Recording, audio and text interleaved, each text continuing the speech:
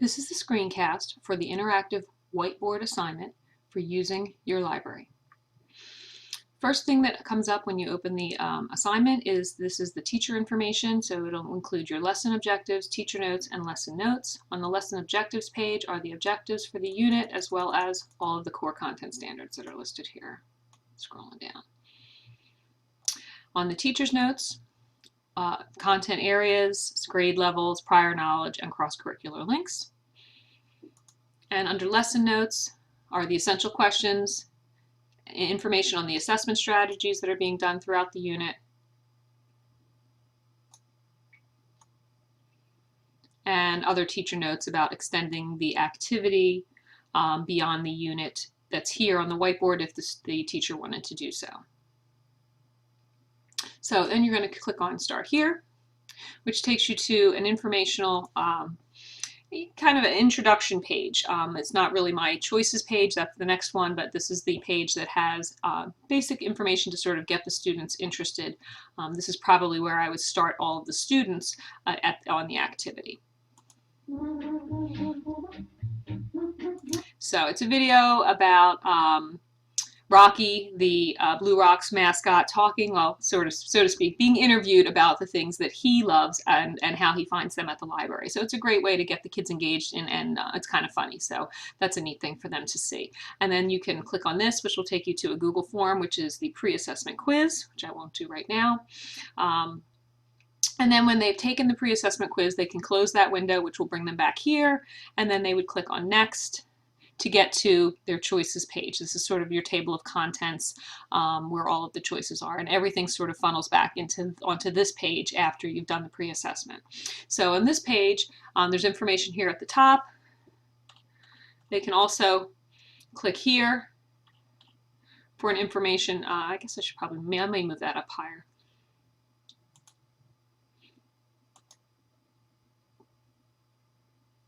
Come on. Now that you have taken the pre-assessment, There you go. choose the area below that you would like to learn more about.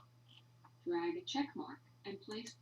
So that's basically just voice directions that explain this. I'm probably going to move that up before I post this to you, just so that it's a little bit easier to find that down there. But it's just the voice, it's the same instructions that are right here. So the students get to choose from going to the library catalog, and libraries and technology as their options that they can go and just explore more carefully.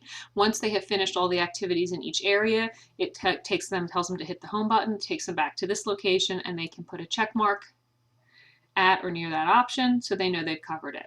And then they can go through and choose another option. When they're finished, they'll click on Quiz.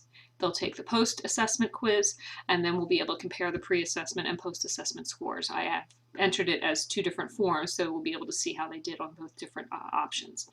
So, and the last thing that I have on this page is over here they have the option of going back to the teacher pages. So if it's a teacher looking at it, they can go back and look at the teacher pages and the lesson information. Or if they would like the students to print out a library card application, they can do that by clicking on this, and the PDF form comes up, and they can just print that out if they're at an actual computer and not an iPad or something like that in the classroom. So, all right, so for now we're going to, I guess let's explore going to the library. So on this page, they get to watch a short video that talks a little bit. Small enough to fit in your wallet, powerful enough to change your life. Talks a little bit about the options of things. There are all the variety of things that there are at the libraries to do, and then they can go through and explore further by pulling out these tabs to read what else is going on, the other things that they can do at their library, the things that they can do besides just checking out books, attending events, programs, participating in regular scheduled events like Lego clubs and book clubs. So there's another one over here. They have, many of them have job centers, and there are things about, how they can help people that are trying to improve their resume and improve their job skills, look for openings, and they have people that will help them work with that. Now this is an interesting one.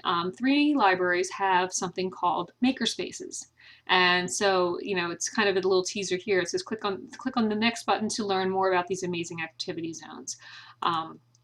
And this is a really great page. I found a great video about a high school in New Jersey that actually has a makerspace in their library, and it's really, really fantastic, and it does a great job of explaining what a makerspace is and what they're doing there. And it's just really, really cool. So that's a great video to watch. But then there's also information here about the types of things that are housed in a makerspace, and that adults and students can go and explore those things and take workshops on how to use them. So it's pretty impressive.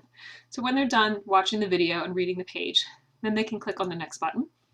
And between those two screens of information, they can now take a self-assessment to see how they understand what are the things that can happen at the library, what's going on with attending an activity, using resources. Some of these events and things are actually both. So what they're going to do, if they click on the directions up here, they're going to drag an item to the correct category.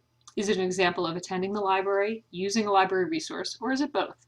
So once they click on it, they're able to see more clearly what it is. Logging in to the Wi-Fi. Let's say that's using a resource. Let's see, checking out books and music. That would probably be using a resource as well. A Minecraft workshop. Well, they're going to have to use the tools that are there as well as attend and get instruction, so that would be both. An interviewing workshop, probably at one of the job centers. So that's probably both as well. They're going to get some supplies and things that they can take with them. If they're attending a teen book club, that would be attending an activity. So once they're done doing all of these, then they can click the solve button and see what it is. They can actually click the check button and then they can see which ones they have correct, and then the solve button actually puts all the answers up there. So, okay, so when we're done with that, they can go back to the home page. Now they've explored everything there is to do with going to the library, so they can put their little check mark up here and they can choose another option. If we choose the library catalog next, they get to watch a video, or actually a screencast. I experimented a little with screencasting before I did this one to sort of walk through how to look for a book on the Delaware Library catalog. So if they click here, it takes them to that screencast, which was my first attempt. Today I'm going to take a look at how to access and use the Delaware Library catalog. So that's about a 5-minute video, and it walks them through the whole process of actually finding the catalog in a search engine, and then onto taking out an actual book, or actually putting a book on hold. So once they're finished that, they can click on the next button, and they get an opportunity to review what it is about, how to do all the things that they just learned how to do using the library catalog. So before clicking on a box, look at the section of the catalog to which it points, decide what information is given there, and then they get to click on the box to check their answer. So they sort of formulate an answer in their head, and then they can check and see if their answer was correct. So if they're trying to figure out what this is and they've just learned about it in the video, they formulate an answer, and then they can see if their answer is correct.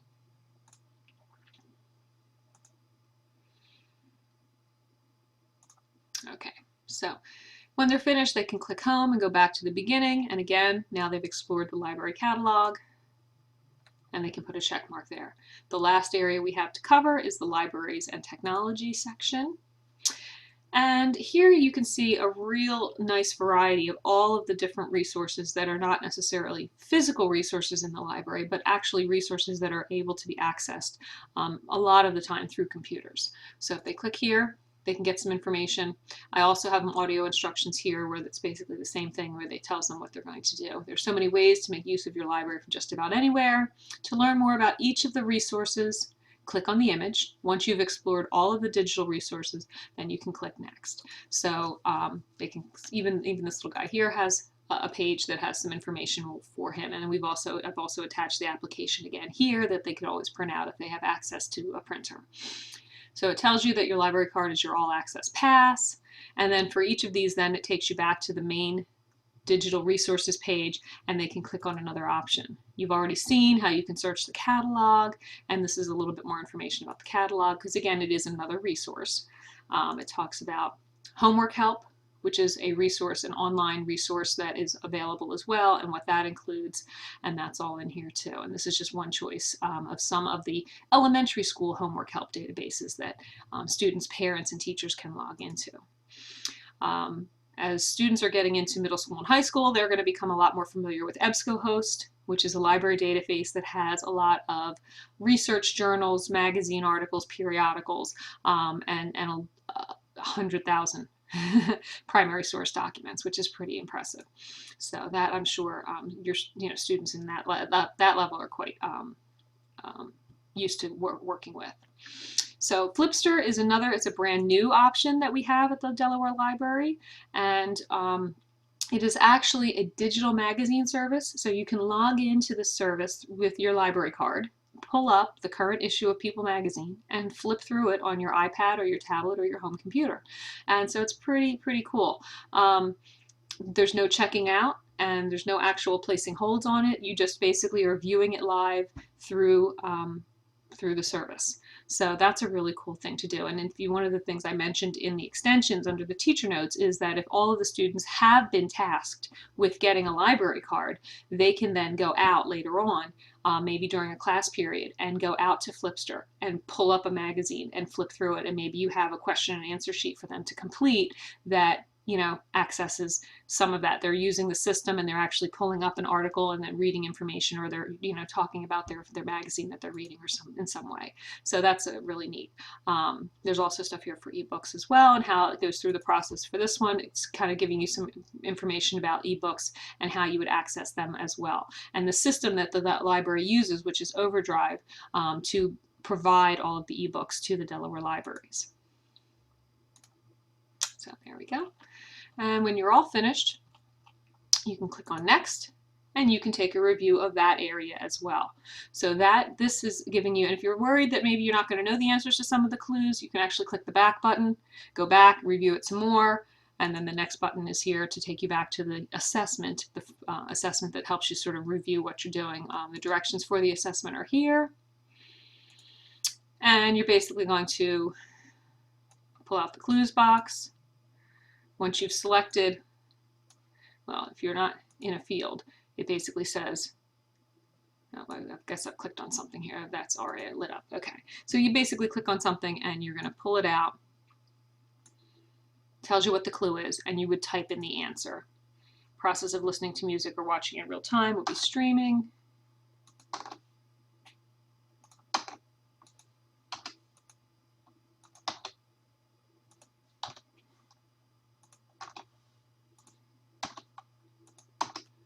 And then once the students go through all the clues and all the answers, they can click on Solve, and it will give them the answers to make sure that they're correct.